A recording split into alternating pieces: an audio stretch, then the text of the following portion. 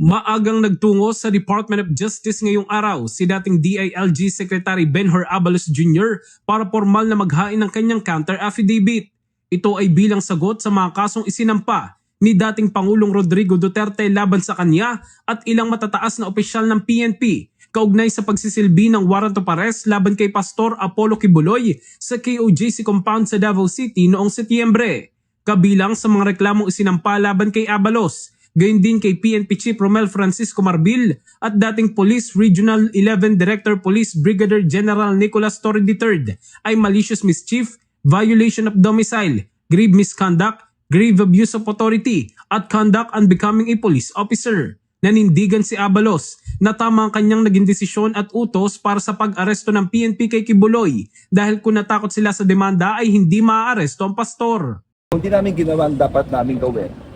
Hanggang ngayon si Pastor Kibuloy ay hindi pa naka-arrest. Part ito eh.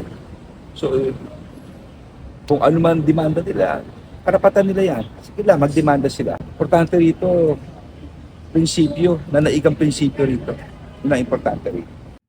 Sa 13 pahinang counter affidavit, nakasaad dito na walang basihan ng paratang ng dating Pangulo laban kay Abalos. Ang pagsasampa ng complaint affidavit ay malinaw raw na pamumulitika lamang at ginawa lamang para sirain ang pangalan at dungisan ng pagkatao ng dating kalihim. Samantala, bukod kay dating Pangulong Duterte, nagsampa rin na reklamo sa ombudsman ng KOJC laban sa kanya.